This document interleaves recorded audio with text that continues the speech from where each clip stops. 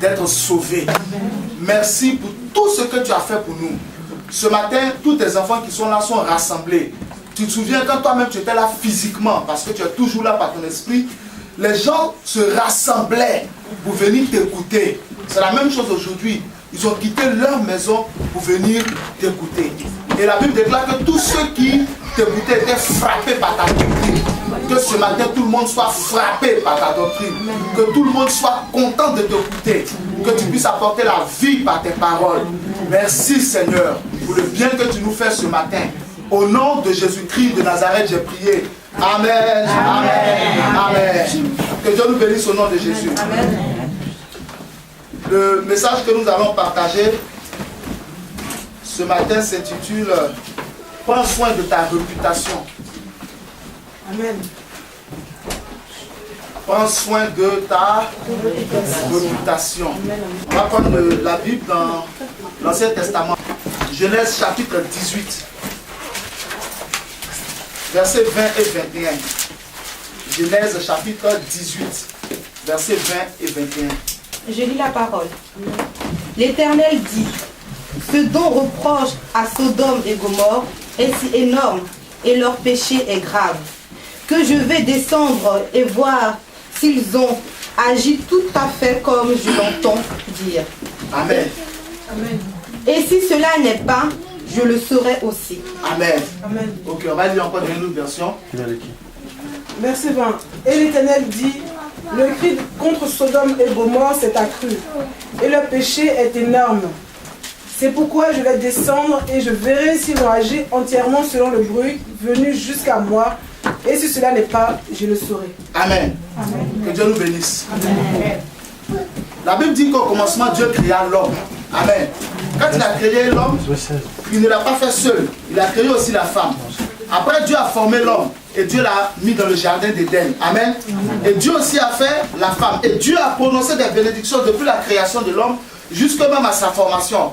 Il les a bénis en disant, au milieu de toutes ces bénédictions, une parole qui est importante, qui nous est utile aujourd'hui: multipliez et remplissez la terre. Donc, dans son calcul, il est prévu que l'homme et sa femme aient des enfants, et que leurs enfants aient aussi des enfants, et que leurs enfants aient des enfants au fur et à mesure, afin que toute la terre soit remplie d'êtres humains. Donc Dieu ne nous a pas créés pour que nous vivions seuls, mais Dieu nous a créés pour que nous puissions vivre avec d'autres personnes. Dieu a fait Adam et il a fait Ève, afin que Adam vive avec Ève, et que Ève vive avec Adam. Et Dieu a dit, multipliez-vous, remplissez la terre. Donc dans la volonté de Dieu, dans le plan de Dieu, il nous a créés et il a prévu que nous soyons nombreux sur la terre. Ce qui signifie que si dans le plan du Créateur lui-même, nous ne vivons pas seuls, donc ça veut dire que nous-mêmes aussi, en tant qu'enfants de Dieu, en tant qu'êtres humains sur la terre, nous devons savoir que ceux qui sont autour de nous ont d'abord de la valeur pour Dieu. C'est Dieu qui les a fait venir sur la terre. Nous ne sommes pas seuls et nous n'existons pas seuls. Dieu, dans son plan, a prévu que nous soyons nombreux. Pas un, pas deux, pas trois, pas quatre, mais il a dit remplissez la terre. Donc, jusqu'à ce que cela soit possible, il faut que nous soyons nombreux sur la terre. Voici comment Dieu a prévu les choses. Si c'était le contraire, dès qu'il a fait Adam et Ève, dès qu'il a fait Adam et sa femme, c'est plus tard qu'elle s'appelait Ève après la chute, dès qu'il a fait Adam et sa femme, il ne leur aurait pas donné la possibilité d'avoir des enfants. Il n'aurait pas mis tout l'appareil intime et tout ça pour qu'ils puissent avoir des enfants. Donc Dieu a prévu que nous soyons nombreux et que nous vivions les uns avec les autres. Dans l'histoire que nous venons de lire, Genèse chapitre 18, verset 20-21, la Bible dit que Dieu dit, là il parle avec Abraham. L'Éternel est allé visiter Abraham. Nous n'avons pas lu les versets qui ont précédé. Vous pouvez les lire après. Il est allé visiter Abraham et il partait. Et maintenant il dit à Abraham que le cri contre Sodome et Gomorrhe s'est accru et leur péché est énorme. Quand vous lisez dans d'autres versions, c'est merveilleux, on dit les accusations contre Sodome et Gomorrhe sont arrivées jusqu'à moi. Mais qui va accuser Sodome et Gomorrhe? C'est pas Dieu. Qui va accuser Sodome et Gomorrhe? Sinon, qui a accusé Sodome et Gomorrhe? C'est pas Dieu. Qui a accusé Sodome et Gomorrhe? Ce ne sont pas les anges. Qui a accusé Sodome et Gomorrhe? Il dit les cris sont montés jusqu'à moi. Sodome et Gomorrhe sont deux villes habitées par des êtres humains. Et quand il dit que les cris sont montés jusqu'à moi, on peut simplement comprendre que Sodome et Gomorrhe est accusé par humains qui sont autour. Donc c'est certainement les villes qui sont autour de Sodome et Gomorrhe. Ce sont les voisins, ce sont les royaumes voisins, ce sont les parents des autres villes qui entendent ce qui se fait à Sodome et puis ce qui se fait à Gomorrhe. Pour la petite histoire, ce qui se faisait à Sodome et puis ce qui se faisait à Gomorrhe, c'est aujourd'hui ce qui se fait un peu partout, où les hommes ont le droit de se marier entre eux, où les femmes ont le droit de se marier entre elles, où un homme, deux hommes qui disent qu'ils sont un est papa, l'autre est maman, et puis ils adoptent un enfant. Qui a mis au monde, on ne sait pas. Mais c'est devant nous. Ce qui se fait à Sodome et Gomorrhe, c'est ce que nous voyons aujourd'hui, comment un homme devient une femme. Un homme est transformé en une femme est transformée en un homme. Ce qui se fait à Sodome et Gomorrhe, c'est ce que nous voyons aujourd'hui, où le fils couche avec sa mère, où la mère couche avec son fils. Ce qui se fait à Sodome et Gomorrhe, c'est ce que nous voyons aujourd'hui, où celui qui est injuste est aimé, celui qui est juste n'est pas aimé. Ce qui se faisait à Sodome et Gomorrhe, c'est ce que nous voyons aujourd'hui, où certaines personnes ont un bois qu'ils taillent et qu'ils placent devant eux et qui est leur Dieu. Et puis à cause de ce bois, qui est le fruit d'un arbre et qui est le fruit de l'intelligence de l'homme, ils tuent leur fils pour verser le sang sur ce bois-là. Comme quoi, son Dieu doit être apaisé. En parenthèse, les idoles sont toujours fâchés. Ceux qui adorent les fétiches, ils vont remarquer que toujours les idoles sont fâchés. C'est toujours les dieux qui sont en colère. Il faut toujours faire des sacrifices pour les calmer. Toujours c'est eux qui sont fâchés. Donc, ce qui se faisait à Sodome et Gomorrhe, c'est ce qui se fait aujourd'hui, où dans des familles, il y a des hôtels. Et puis chaque année, les enfants doivent se réunir pour que le père fasse des incantations, etc. Ce qui se fait à Sodome et Gomorrhe, c'est ce qui se fait aujourd'hui, où on a des sectes pernicieuses comme la Rose-Croix, comme beaucoup d'autres choses, comme la franc-maçonnerie, qui sont des sectes qui sont respectées. Où aujourd'hui, tu ne peux pas être quelqu'un de cultivé, quelqu'un de grand, sans être obligé de rentrer dedans. Pas comme si tout le monde est dedans, mais tout le monde a eu la pression de rentrer dedans. Par la grâce de Dieu, certains ont résisté au nom de Jésus. Amen. Alléluia. Et nous prions que ceux qui sont rentrés puissent sortir. C'est pour eux que Jésus-Christ est mort. Mais comment aujourd'hui c'est développé? Et comment c'est légalisé? Alléluia. Et comment c'est devenu normal? Comment aujourd'hui, par exemple, quand on parle de Dieu, certains ne trouvent pas ça normal. Quand on parle quand on parle de Jésus, certains trouvent ça un peu bizarre. Comment peut... C'est qui? C'est quoi ça? À Sodome et Gomorrhe, c'était l'homme qui était au centre de tout. C'était le péché qui était royal. À Sodome et Gomorrhe, les sacrifices humains étaient la chose la plus ordinaire. C'est-à-dire c'était la chose la plus normale. Un peu comme vous, quand vous faites un câlin à votre enfant, c'est une chose qui est normale. Ainsi à Sodome et puis à Gomorrhe, quand on pêche, c'est normal. Si tu n'as pas péché, c'est la catastrophe. Mais Dieu dit que les cris contre Sodome et Gomorrhe sont montés jusqu'à moi. Dans la ville de Sodome, les gens ne se souciaient pas de ceux qui vivaient autour d'eux. Ils faisaient ce qu'ils voulaient. Mais sans s'en rendre compte, ce sont ceux qui sont autour d'eux qui les ont livrés à Dieu. Si tu ne t'en rends pas compte, ce sont tes voisins qui vont te livrer à Dieu. Qui a livré Sodome? C'est le père dont le fils a son ami à Sodome, qui est devenu autre chose. Amen. Amen. Le fils qui était tranquille, qui suivait ses études honnêtement, qui a eu un ami à Sodome, qui a eu un ami à Gomorrhe et qui est devenu un drogué. Le père fait tout pour amener son fils. Son fils lui répond, c'est parce que je vis encore chez toi. Je m'en vais m'installer chez mes amis. Je serai plus libre. Amen. Amen. Donc le père pleure. Sodome et Gomorrhe détruit la vie de mon fils. C'est monté à Dieu. Qui a crié contre Sodome? Ce sont les voisins. C'est l'épouse dont le mari était détourné par une jeune fille de Sodome. Il est rentré là-bas, il ne sort plus. Tout son salaire rentre à Sodome. Son salaire reste à Gomorrhe. Il ne revient plus. Il a oublié ses enfants.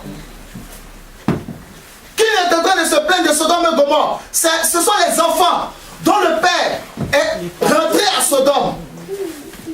Et puis s'assoit à la table de Sodome pour boire le vin du lever du soleil jusqu'au prochain lever du soleil. Et on ramasse leur père devant la ville. Et on le jette hors de la boîte de nuit. On le jette hors du maquis. On le jette hors du cabaret, hors du bar climatisé. On le jette hors du club. Il est couché devant. Ou bien vous le voyez sur le quai du train. Et puis les enfants ont honte. Ils regardent leur père. À cause de leur père, on ne les considère plus. Mais les enfants crient vers Dieu pour se plaindre de ce que Sodome est en train de faire à leur père. Qui s'est plaint contre Sodome? Ce sont ceux qui sont autour. Et certainement aussi certaines personnes qui vivaient dans les villes, mais qui n'étaient pas d'accord avec ce que le roi permettait de faire, avec ce que la reine permettait de faire, avec ce que les dirigeants permettaient de faire. Dieu dit, le cri contre Sodome est monté jusqu'à moi. Nous ne vivons pas seuls. Ceux qui sont autour de nous peuvent porter vers Dieu des accusations qui vont arriver à l'oreille de Dieu. Il ne s'agit pas de vivre sans se soucier de celui qui est auprès de nous, hein? Mais il s'agit de vivre en se souciant de celui qui est auprès de nous. Amen. Amen. La suite que vous allez découvrir, c'est simplement que lorsque Dieu est descendu, vous voyez dans le verset 21, il dit, je m'en vais vérifier. Donc vous voyez que Dieu a entendu, il s'en va vérifier. Donc les cris des voisins ont obligé Dieu à descendre du ciel pour arriver sur la terre. Vous ne pouvez pas comprendre jusqu'à ce que nous quittions la terre la dimension de l'amour que Dieu a pour les êtres humains. La dimension de l'amour que Dieu a pour vous. Vous ne pouvez pas le comprendre. Jusqu'à ce que nous quittions la terre, aucun homme ne pourra comprendre comment Dieu l'aime. Alléluia. Amen. Dieu est descendu sur la terre à cause des cris des autres. Pour aller vérifier si ce qu'on dit de Sodome est vrai ou c'est faux. Et il dit, si c'est faux, je le saurai. Si c'est vrai, je le saurai. Et Dieu est allé vérifier. Il a envoyé ses anges pour aller vérifier. Je vous lis le reste, je vous raconte le reste. Franchement, si ces anges savaient, ils n'allaient pas aller vérifier. Ils sont arrivés dans la ville au soir. Il y avait le neveu de Abraham qui s'appelle Lot, qui était là avec ses enfants. Il vivait là-bas aussi. Lot a entendu qu'ils sont là. Quand Lot les a vus, il a reconnu en eux la présence de Dieu. Lot les a appelés pour les prendre chez lui. Amen. Amen. Quand ils sont rentrés chez Lot, les habitants de la ville ont entendu que deux hommes, ici c'est pas homme avec grand H, homme avec petit H, c'est-à-dire deux masculins, permettez-moi, deux garçons sont arrivés dans la ville. Ils sont arrivés eux tous. La Bible dit c'était du plus grand au plus petit, des vieillards, des jeunes gens et des enfants sont tous arrivés. Ils ont frappé à la porte de Lot. Lot a ouvert la porte. Ils ont dit à Lot, tu sais, tu es quelqu'un qu'on aime bien. Ça c'est moi qui met un peu en scène. Tu sais, tu es quelqu'un qu'on aime bien dans cette ville. Tu es calme, tu n'as pas de problème avec quelqu'un. C'est bien, on aime ça. Mais si on est venu, c'est pas pour te voir. Il y a deux hommes qui sont rentrés dans ta maison là. Il faut les faire sortir, on va coucher avec eux. L'autre dit, ne faites pas ça. On ne fait pas ça, c'est pas bien. Il y a un qui s'est levé. Mais toi, tu es un étranger. Et puis c'est toi qui veux nous donner des conseils. On te dit, fais-les sortir, nous on va coucher avec eux. C'est pour cela que nous sommes venus. Vous pouvez voir le niveau dans lequel Sodome et Gomorrhe étaient arrivés. Ça veut dire que tous les autres hommes qui étaient dans la ville là, chacun avait déjà goûté chacun. Mais il y a deux nouveaux qui sont arrivés, il faut qu'on les essaie. Regardez où ils sont arrivés. Oh, ne sont même pas des êtres humains normaux qui sont là. Ce sont des anges qui ont pris le corps d'être humain pour arriver. À force de pécher, vous allez insulter Dieu lui-même un jour.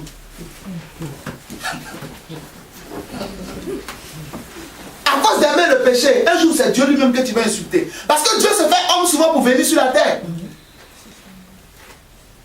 Il se fait homme pour venir. Est-ce qu'eux ils imaginaient que le Seigneur enverrait ses anges pour venir vérifier dans la ville? C'est comme ça que tu ne peux même pas imaginer qu'un jour tu vas le croiser lui-même en un être humain qui va te demander un service, mais tu es tellement nerveux que tu vas l'insulter. Tu es tellement méchant que tu vas le chasser. C'est pour ça que la Bible dit dans le Nouveau Testament, pratiquez l'hospitalité, parce que certains, en pratiquant l'hospitalité, ont reçu des anges sans le savoir. Tu dis, fais la sortie, on va coucher avec eux. L'autre dit, on ne fait pas ça. Ils disent, oh, il parle trop. Il commence à faire lui, il y en a d'autres choses à faire là. Ils ont commencé à bousculer la porte. Les uns sont sortis, ils les ont frappés tous d'aveuglement. Ils étaient tous aveugles. Et ils ont dit à l'autre, prends ta famille, sortez de la maison, sortez de la ville. Parce que nous sommes venus de la part de l'Éternel pour vérifier si ce qu'on avait dit au sujet de Sodome et Gomorrhe était vrai. Maintenant que cela est vrai, le décret que Dieu avait déjà pris, avant de vérifier, mais si c'était avéré que c'était faux, il annulait le décret, va s'accomplir. Sodome et Gomorrhe seront détruites totalement de la terre. Parce qu'il y a peu souvent comment des familles sont décimées. On voit le père est mort, la mère est morte. Il reste 5 enfants, un meurt, un deuxième meurt. Troisième meurt. Souvent vous croisez les personnes qui disent on était 20, je suis le seul vivant. On se demande mais pourquoi 19 personnes peuvent-elles mourir comme ça? Toi qui restes, qui es le seul vivant là, donne ta vie à Jésus. Amen. Amen. On va détruire la ville, sors. L'autre a fait sortir, c'est sa femme, il a fait sortir ses enfants. Il a dit voir ses bons fils. Ils disent non, c'est des histoires. Dieu est amour. Comme certains disent, il n'y a pas enfer. Dieu est amour. Dieu est amour, c'est même pas faux, c'est vrai, mais il y a enfer. Ça aussi c'est vrai. Or dans la vie, c'est pas tout, on vérifie. Il ne faut pas vérifier l'enfer pour voir si ça existe. En tout cas. Acclame le Seigneur.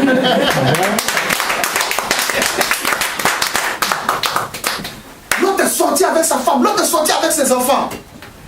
Quand ils sont sortis, on leur a dit ne regardez pas derrière, allez-vous-en. Les anges sont restés derrière eux.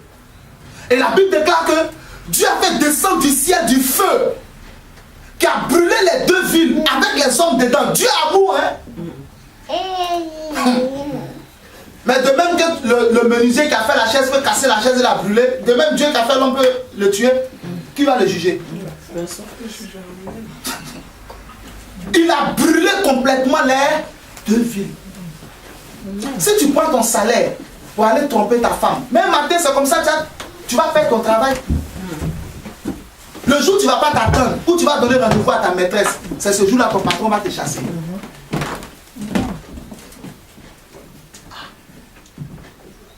Ce sont des choses aussi, hein. On ne s'attendait pas à ça. C'est du jour au lendemain. Certains avaient fait leur programme et puis ça les a surpris. On se voit tout à l'heure. Oui, d'accord, tout à l'heure. Ce n'est jamais arrivé tout à l'heure. Comme au temps de Noé. Après la pluie, on se voit, hein. Oui, après la pluie. Après la pluie, je vais signer le contrat après la pluie. La pluie, c'est jamais arrêté. 40 jours, 40 nuits. Ils sont tous réveillés dans le séjour des morts. On ne sait pas à quel moment Dieu va nous juger. Le mieux, c'est d'avoir une vie correcte avec l'aide du Saint-Esprit pour échapper à toute colère et puis pour sortir de toute malédiction parentale ou familiale. Amen. Il y a des malédictions qui se promènent dans l'air. Que ça reste chez ceux qui ont péché. Mais que moi j'échappe à la malédiction au nom de Jésus. Hey. Non. Si mon père a déconné, ça le regarde. Mais dès que ça arrive à mon niveau, la malédiction se transforme en bénédiction. Amen. La défaveur se transforme en faveur. L'échec se transforme en capacité de réussir de manière régulière. Amen. Aïe. Amen. Si pour enfanter, dans ma famille, ils étaient allés voir des idoles, les voyants, les choses de ce genre, le vaudou, les choses comme ça. Ça, c'est à leur niveau. Mais moi, à mon niveau là, je ne verrai aucun vaudou. Même si c'est mon père qui me le demande.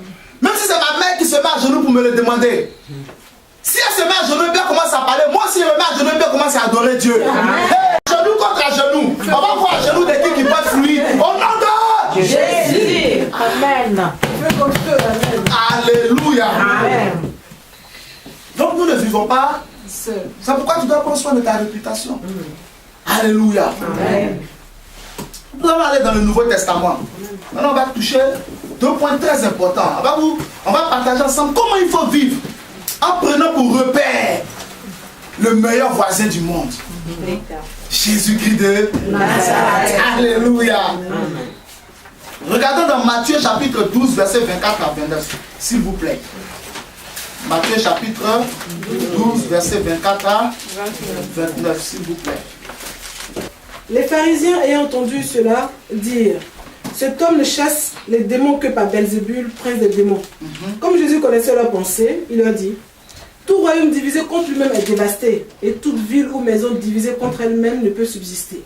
Si Satan chasse Satan, il est divisé contre lui-même. Comment donc son royaume subsistera-t-il?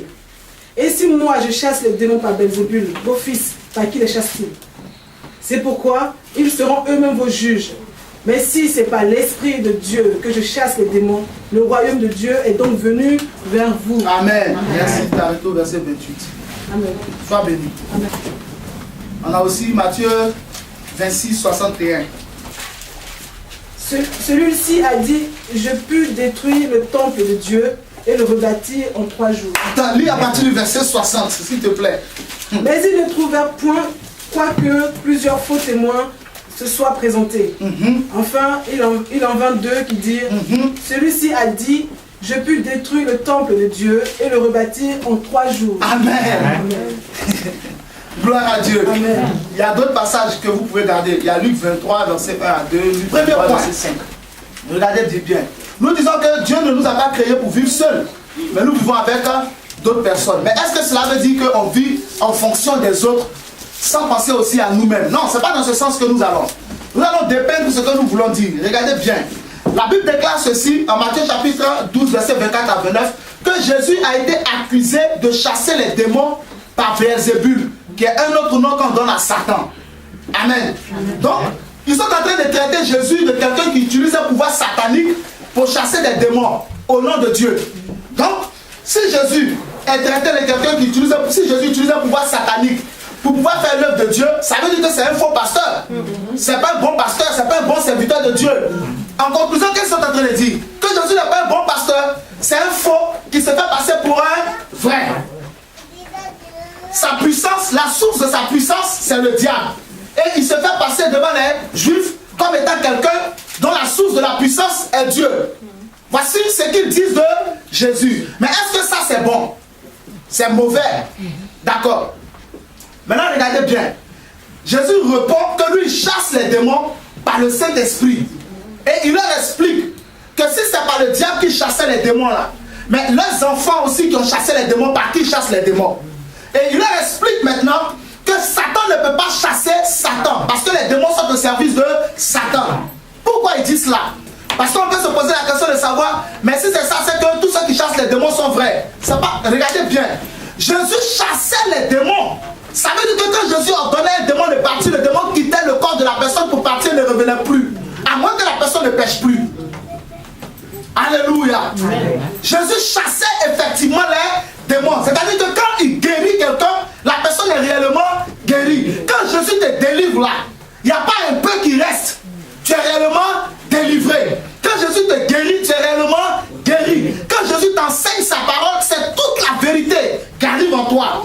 Quand Jésus rentre dans ton foyer, il rentre avec toute sa liberté, toute sa vie, toute sa joie et toute sa paix. Mais celui qui travaille par le diable, même s'il utilise le nom du Seigneur, ne chasse pas les démons. Les démons ne s'en vont pas de ta vie, mais ils se remplacent par un démon moins puissant afin que la maladie que tu crois qui est guérie soit remplacée par une maladie moindre d'un autre nom. Vous voulez que je reprenne? Amen.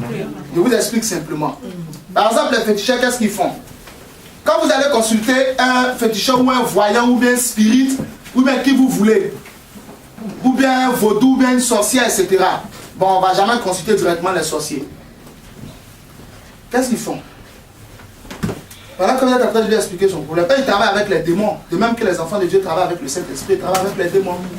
Il demande à un de ces démons l'information sur toi. Et puis maintenant, le démon s'en va se renseigner chez d'autres démons. L'information sur toi. C'est comme ça qu'ils sont capables souvent de dire, voilà ce qui t'est arrivé, voilà ce qui t'est arrivé, voilà ce qui t'est arrivé. C'est pour cela que Jésus dit de ne pas baser sa foi sur ça, mais de baser sa foi dans la parole de Dieu. C'est elle qui donne la foi. Maintenant, à partir de la connaissance de la parole de Dieu, tu es rempli du Saint-Esprit. Quand on fait ça, tu sais que c'est Dieu et puis tu es béni. Amen. Amen. Donc, le féticheur demande à son démon qui lui donne des renseignements. Maintenant, si par exemple tu es venu avec une maladie, ou tu as envoyé ton frère qui est malade, qu'est-ce que le féticheur fait? Il a la capacité d'aller de manière spirituelle, chercher toutes les informations pour savoir qui a rendu ton frère que tu as envoyé malade. Quand il trouve, soit si c'est des sorciers qui ont rendu ton frère malade, quand il trouve la confrérie de laquelle la maladie est sortie, il s'en va voir le chef de ces sorciers-là. Et puis, il se renseigne pour dire, ah, j'ai un client qui est venu me voir. Il a telle maladie, je sais que c'est vous qui l'avez rendu malade. Maintenant, je suis venu vous voir pour que vous puissiez le guérir afin que moi j'ai beaucoup de clients. Et ils vont lui demander quelque chose en retour. C'est pour cela que vous prescrit en même temps un mouton. On dit envoie un mouton. Le mouton va représenter ce qui est remplacé par la maladie. Ça peut être ton propre fils, ça peut être ton épouse, ça peut être ton époux, ça peut être ton neveu, ça peut être ton frère, ça peut être ton travail. Ou bien ça peut être ton corps. Mais simplement, ils vont déplacer la maladie qui est en toi pour la placer dans le mouton pour l'instant. Et puis, ils vont remplacer la maladie qui était en toi par une autre maladie d'un autre nom. Ou bien, s'ils ne le font pas, ils tuent quelqu'un de ta famille. Parce que les sorciers qu'il est parti voir, ils ne peuvent pas libérer cadeau. Voilà ce qui se passe. Est-ce que ça on appelle ça chasser des mots mais guérir quelqu'un? C'est une négociation. Voilà ce qui se passe dans le fond. C'est pour ça que Jésus dit, moi je les chasse. Amen. Moi je les chasse. Je les excite pas pour faire semblant. Mais je les chasse parce que Satan va jamais chasser son propre serviteur. Qui va tenir cette personne en esclavage? Si tu veux sortir d'un péché, c'est Jésus seul qui peut te faire sortir du péché. Parce que la Bible déclare que sur la croix, il a livré publiquement en spectacle le diable, les dénominations, les autorités, les principautés, tous les esprits méchants. Il a triomphé d'eux. Et l'acte dont les ordonnances nous condamnaient a été cloué à la croix par lui. Dès lors, tous les pécheurs qui viennent se réfugier en Jésus peuvent être séparés du péché et être sauvés. À part lui, personne ne peut le faire. Donc Jésus se défend pour dire, moi je les chasse. Quand moi je les chasse, ils s'en vont. Celui qui les chasse, qui travaille avec le diable là, ne peut pas les chasser. C'est une négociation. Ils se remplacent. Si tu avais la toux, on enlève la toux et puis on te donne rhume. Tu dis j'ai été guéri de la toux. Mais 2 jours là, c'est le rhume qui a commencé. Quand après on enlève le rhume, on te donne un problème au genou. Tu dis, ah le gars là il est fort, hein. J'avais tout un rhume, il a tout enlevé. Mais 2 jours à cause de la fatigue, j'ai mal au genou. Il est en train de t'utiliser pour avoir de la clientèle. Parce que quand tu t'en vas dire aux gens qu'il est fort, d'autres s'en vont le consulter. Mais en même temps, il est en train de bouffer tout ton argent. N'allez pas là-bas. Jésus dit, venez à moi, vous tous qui êtes fatigués et chargés. Et je vous donnerai du repos. Venez à Jésus. Avec vos problèmes et vos fardeaux. Lui, il va gérer entre vous et selon votre foi. Amen. Donc, l'accusation qu'ils portent, ce qu'ils disent de Jésus est faux. Non, pardon, en premier lieu, c'est mauvais. Maintenant, est-ce que c'est vrai? Non, ce n'est pas vrai. Parce que Jésus chassait effectivement les démons. On a Marc chapitre 5 qui nous aide. La Bible déclare qu'à Gadara, il y avait un jeune frère qui était possédé de près de 2000 démons. Quand Jésus est arrivé, Jésus a chassé tous les démons. Ils sont partis dans des ports. Les ports se sont jetés du haut de la falaise dans l'eau. Le frère qui était fou, qui dormait dans les cimetières et qui prenait des pierres pour se blesser lui-même et qui était tellement dangereux que lorsqu'on lui mettait des chaînes, il avait la capacité de les briser. Et la route sur laquelle il s'arrêtait, personne ne pouvait passer. Ce frère était trouvé dans son bon sens. Il n'était plus nu, il était habillé. Si les démons étaient toujours dedans, jamais il n'aurait été aussi calme. Jésus les a effectivement chassés. Donc, ils disent quelque chose de Jésus qui est mauvais. Mais il se trouve que ce n'est pas vrai. Suivez très bien, c'est important. Ce qu'on dit de toi, parce qu'il y a 2 choses qu'on peut dire de toi. Premier point que nous sommes en train de toucher. On va dire des choses qui sont mauvaises. Par exemple, lui là c'est un menteur. Amen. Amen. Bon. Je vais prendre qui un exemple. Marie-Pascal. On dit Marie-Pascal est méchante. Donc tout le monde dit Marie-Pascal est méchante. Oh mais elle est méchante, elle est méchante. Être méchant là, c'est pas bon. Le méchant, c'est celui qui souhaite qu'il arrive du mal à son prochain. Ça c'est le fondement de son cœur. Donc le méchant là, quand on vient même lui annoncer une bonne nouvelle, il dit c'est faux. Quand on vient lui annoncer une mauvaise nouvelle, il dit c'est vrai. Le méchant est plus attiré par ce qui est mauvais que par ce qui est bon. Donc le méchant, même si je viens et puis je dis à Isabelle, non, c'est pas Isabelle, Marie-Pascal, tu sais, le monsieur là, il t'aime beaucoup, hein, elle va pas croire. Mais si je viens et puis je lui dis, le monsieur là, il a dit du mal de toi, ah bon? J'étais sûr! Puis la mère, sa manière de me regarder, j'étais sûr que... Vous voyez ce que c'est? Elle croit plus à ce qui est mauvais. Mais elle ne fait pas confiance à ce qui est bon. Même si tu viens lui dire, ah, j'ai entendu le patron, il dit tu auras une promotion. Cela, quand il parle là, même si tu viens lui dire, ah, dans le message là, on dit si tu places toute ta confiance au Seigneur, ta vie peut changer. Mon cher, les pasteurs là, quand tu les laisses, lui, il a un problème. Regarde comment il est habillé. Il n'y a pas de problème, donc c'est... Comme il n'a pas de problème, c'est pourquoi il dit il n'y a pas de problème. Il faut laisser ça. Il y a longtemps, on est dedans. Mais si tu viens lui dire, le pasteur là, c'est un escroc. Ah! C'est moi, ça m'étonne. Vous voyez la nature du méchant. Il fait plus confiance à ce qui est mauvais. Mais même ce qui est bon, qui vient dans son sens là, il dit non, c'est pas vrai. Il croit plus quand il dit lui là t'as calomnié, plutôt que quand il dit lui là t'as félicité. Donc on dit Marie-Pascal est méchante. Elle n'est pas bien. Et c'est ce que nous attendons dehors. Maintenant un jour, on a la possibilité de fréquenter Marie-Pascal. Et puis on arrive, on croise Marie-Pascal. Et puis, Marie-Pascal nous reçoit bien. Depuis qu'on discute avec elle, elle a dit du mal de personne. Quand elle juge quelqu'un, le cas de quelqu'un, c'est selon la vérité. C'est-à-dire que quand elle dit une telle personne a fait une chose mauvaise, c'est selon la vérité. La Bible ne nous a jamais interdit de juger. Calomnier là, c'est dire du mal de quelqu'un dans le but que tout le monde s'éloigne de lui pour qu'il soit seul et détruit. Mais juger, c'est le fait de faire ressortir quelque chose qui est bon, quelque chose qui est faux, qui est mauvais, pour que ce qui est mauvais soit enlevé et que ce qui est bon soit gardé. Donc si tu as fait quelque chose de mauvais, on dirait que c'est mauvais. Mais on ne dit pas c'est mauvais pour que tu souffres. On dit c'est mauvais pour que tu changes. Dis amen si tu es d'accord. Donc on est là avec Marie-Pascal et puis elle nous reçoit bien. Elle dit du bien de tout le monde.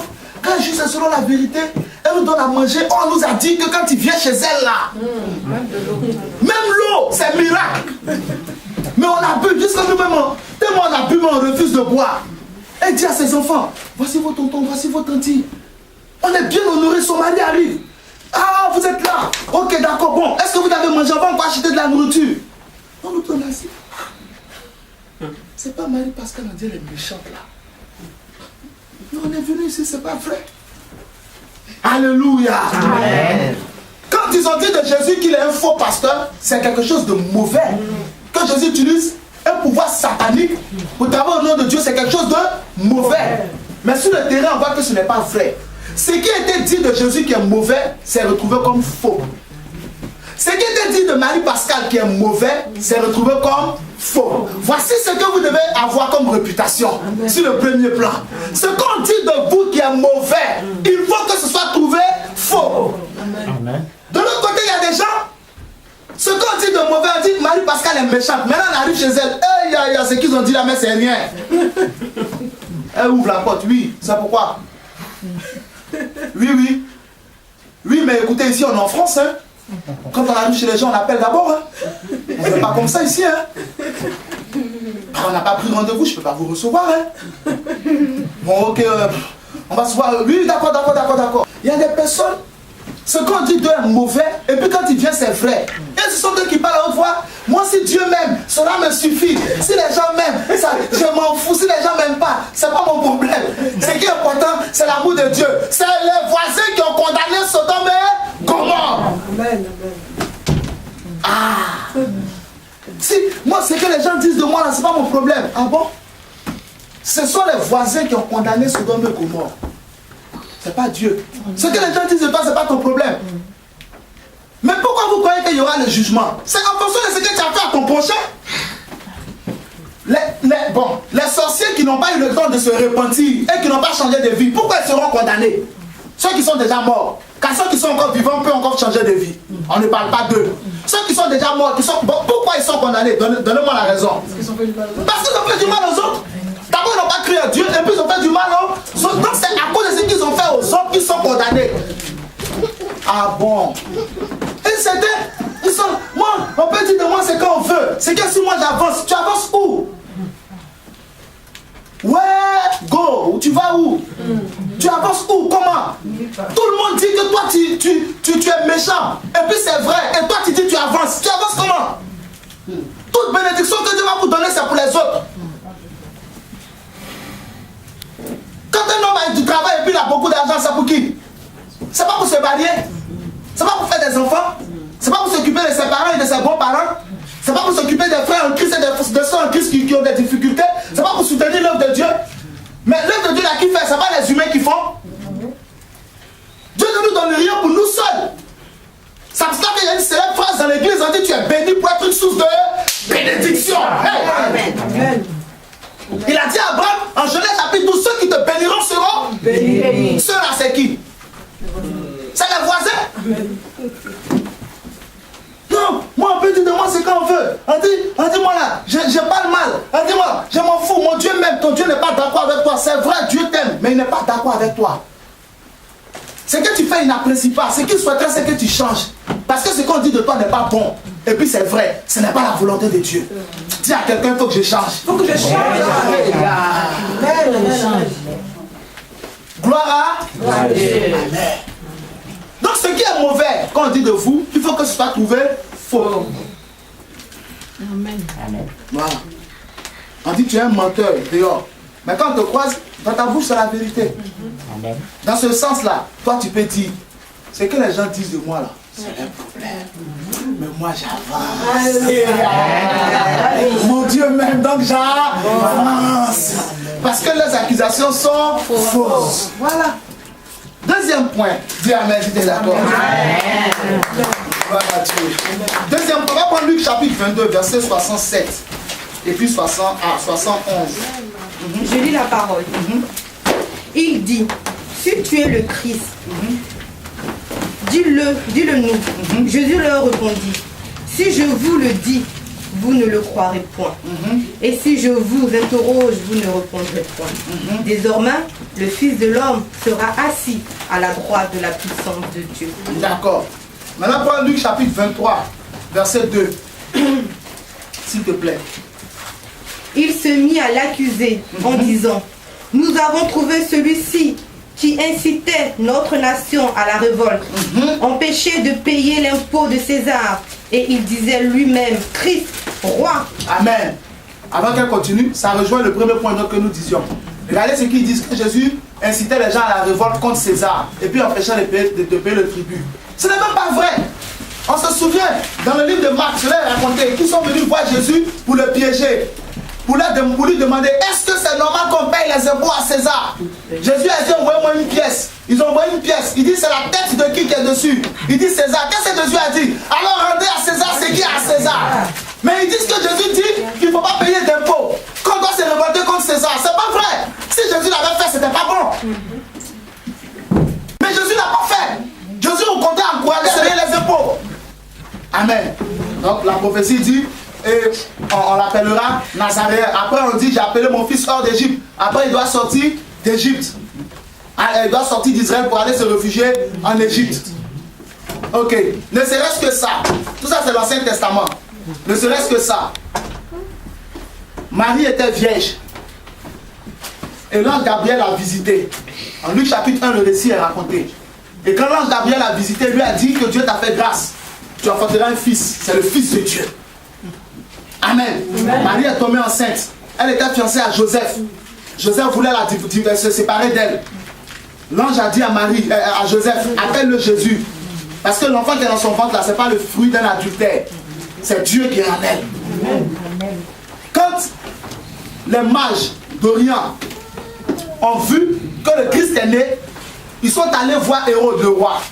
Et Hérode a fait appeler les anciens d'Israël. Ils sont venus étudier les prophéties et ils ont confirmé qu'il est vraiment né. Amen. Amen. Il est né où? À Bethléem. Comment est-ce qu'il est né à Bethléem? Hérode avait ordonné qu'on puisse recenser tous les juifs. Donc que chacun parte dans son pays, dans son village, pardon, pour pouvoir se faire recenser. Joseph a donc pris Marie pour aller à Bethléem. Amen. Amen. Et ils sont arrivés là-bas, il n'y avait pas de place dans les hôtels. Ils sont arrivés dans une crèche. Elle était enceinte, elle devait accoucher. À Bethléem, elle a accouché. Donc Jésus remplit déjà la deuxième condition. Il est né d'une vierge. Deuxièmement, il est né à Bethléem. Quand les mages sont venus, ils l'ont adoré. Ils lui ont donné la myrrhe, l'encens et l'or.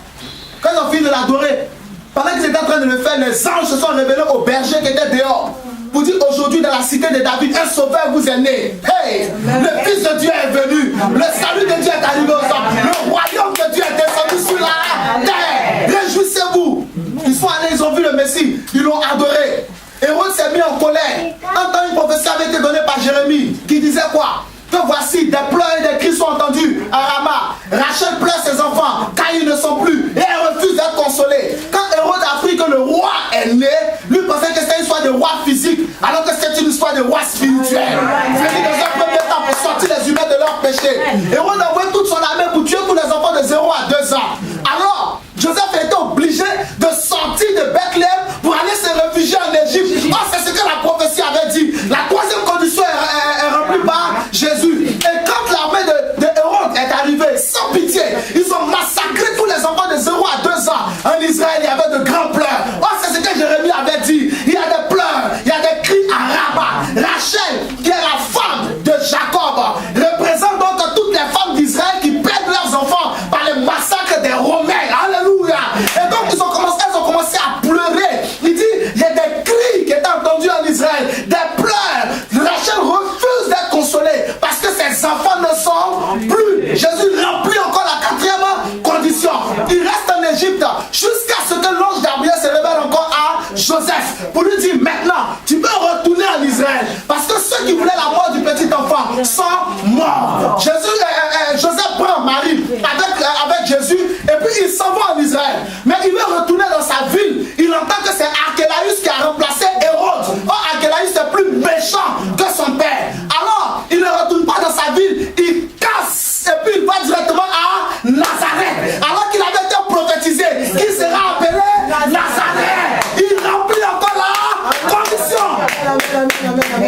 Il est donc le Messie. C'est lui le Christ. Amen. Amen. Donc ce qu'ils ont dit de lui c'est vrai. Mais c'est bon. Amen. Hey! Amen. Ce qu'ils ont dit de lui est vrai. Mais c'est bon. Gloire à Dieu. Amen. C'est vrai, mais c'est bon.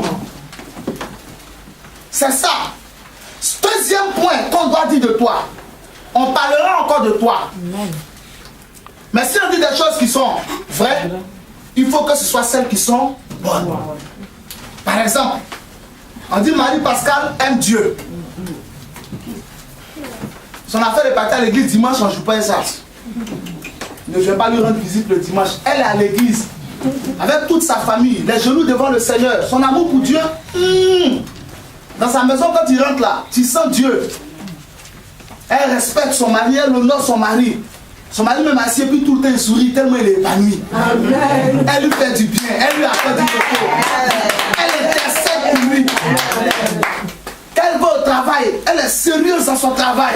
C'est une femme rangée, une femme engagée. Dans son église, elle travaille. Alléluia. Amen. Elle se soucie de l'œuvre de Dieu. Ses patrons rendent un bon témoignage d'elle parce qu'elle produit un bon fruit. Le travail qu'on lui donne là-bas, quand tout ce qu'elle fait réussit là-bas, et quand les patrons rentrent, ils sont satisfaits. Il n'y a pas eu de problème, il n'y a rien eu. Quand elle rentre à la maison, elle fait à manger. Les enfants sont propres, tout est propre. Quand son mari arrive, tout ce qu'il a à faire, c'est d'enlever ses chaussures, de prendre sa douche, de manger, de bénir sa maison et de dormir. Amen. Parce qu'elle a déjà tout géré. Amen. Ça, c'est ce qu'on a entendu d'elle. Maintenant, on arrive. Et puis, tout ce qu'on a entendu d'elle, qui est bon, est vrai. Dès qu'on arrive, elle nous reçoit à son salon, elle dit on va d'abord remercier le Seigneur. Elle s'est jetée parce que nous dit ah, nouvelle, bon, ok, voilà l'eau, boum, bois, non. Elle dit on va remercier le Seigneur. Quand on finit de remercier le Seigneur, elle dit je vais donner la parole à mon mari. Amen. Et l'homme tire sa chemise un peu. Parce qu'il est honoré. Amen. Il a mis à sa place. Alléluia. Et elle finit de nous recevoir bien, on mange. Si c'est possible, c'est pas toujours on mange. On mange et tout. On discute. Et dans la discussion, elle nous édifie. Alléluia. Amen. Tout ce qui sort de sa famille est bon. On nous dit des paroles bonnes. Quand on sort de chez Marie Pascal, on est encouragé à être honnête dans notre travail. On est encouragé à prier pour nos enfants. On est encouragé à faire du bien aux uns et aux autres. On est encouragé à lire la Bible. On est encouragé à jeûner. On est encouragé à prier. On est encouragé à parler de Jésus. On est encouragé en tout cas à être de bons citoyens. À prier pour la nation dans laquelle nous sommes. À lutter pour pouvoir faire avancer les choses. Alléluia. Amen. En tout cas, on est encouragé à vivre. Toute notre espérance revient. Quand on partait par Marie Pascal, on n'arrivait plus à prier. Mais quand on sort de chez Marie Pascal, en route, on est en train de prier. Quand elle a bouleversé notre vie. Alléluia. Quand on sort de chez Marie Pascal, ces jeunes, on a déjà décidé de jeûner. Là où on s'en va, dans la nourriture, même, pour un temps, on va mettre ça de côté. Parce que les témoignages qu'elle nous a rendus dans sa maison, non. Quand on sort de chez Marie Pascal, toutes les épreuves qu'on vit là, on les voit maintenant comme des géants de papier. On n'a plus peur de ces épreuves. Ce sont des Goliaths qui vont forcément tomber. Ils ne pourront pas résister sur notre chemin. Ce qu'on a entendu dire de Marie Pascal qui est bon est vrai. Amen. Voilà ce que vous devez être. Amen. Amen. Ce qu'ils ont dit de Jésus qui était bon, c'est trouvé vrai. Voilà ce qu'on doit trouver de vrai chez vous. Soignez votre réputation. Dans le livre de Proverbes, il est écrit qu'une bonne réputation vaut mieux que l'or et l'argent. Même un riche qui a une mauvaise réputation là, il n'est plus agréable. Si tu veux, il n'a qu'à garder son argent, il ne veut même pas le voir. C'est ce que les gens diront. À cause de son argent, mais quand il t'en va, il te traite, on dirait que tu es son esclave. Il n'a aucun respect pour les personnes âgées à cause de son argent. La bonne réputation vaut mieux que l'or et l'argent. Soignez votre réputation. Je vous explique un truc et puis nous terminons par là. La Bible dit quoi? Que nous sommes le temple du Saint-Esprit. Or, dans l'Ancien Testament, quand le premier temple était construit au temps de Salomon, le temple avait pour vocation que Dieu et les hommes puissent se rencontrer là-bas. Salomon dit que tous les gens qui vont quitter de toutes les nations, quand ils viendront ici pour te présenter quelque chose comme sujet de prière, exauce-les. Si quelqu'un a péché, qu'il arrive ici pour se repentir, pardonne-lui ses péchés. Si quelqu'un est stérile, qu'il arrive ici, qu'il devienne fécond. Celui qui n'a plus de travail, qu'il arrive ici, qu'il ait du travail. Amen. Celui qui est maudit, s'il arrive ici, que son fardeau de malédiction reste et que lui sorte avec un fardeau de bénédiction. Amen. Un nouvel héritage, rafraîchi et restauré. Amen. Que ce soit un lieu où les nations viendront t'adorer et te servir. Où tu les rencontreras, où tu parleras avec eux. Et la Bible déclare que la salle a été remplie de la nuée de l'Éternel. Le temple est donc le lieu de rencontre entre Dieu et les hommes. Or, la Bible dit que parce que le Saint-Esprit habite en toi et moi, nous sommes le temple de Dieu. Amen. Ça veut dire quoi? Hey, si le temple est un lieu de rencontre, et que toi aussi tu es un temple, tu es donc aussi le lieu de rencontre entre Dieu et les hommes. Amen. Ah, faut pas dire Amen. Amen. Amen. C'est un lieu de rencontre. Amen. Quand Dieu donne rendez-vous à quelqu'un, c'est chez toi qui donne rendez-vous à la personne. Amen. Tout ce que vous croisez, c'est parce qu'ils doivent croiser Dieu. Dieu leur a donné rendez-vous. C'est pour ça qu'il les envoie vers vous.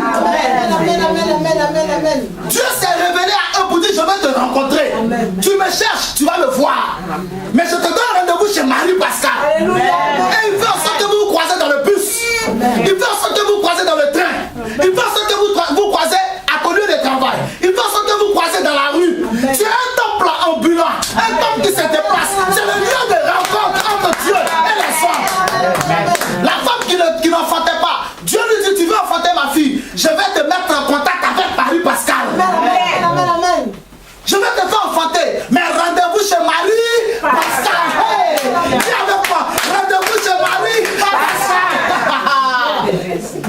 Amen.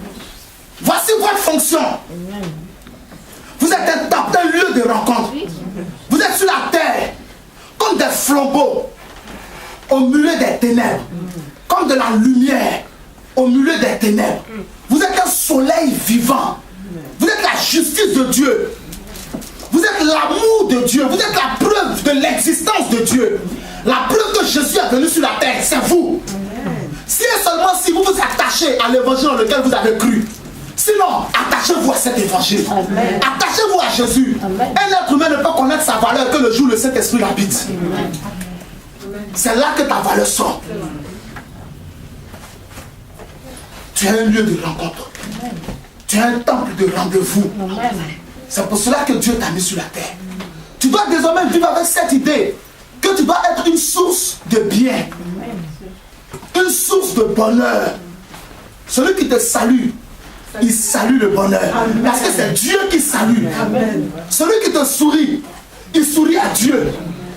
Celui qui t'aime, il aime Dieu. Amen. Celui qui ne t'aime pas, il cherche Dieu. Amen.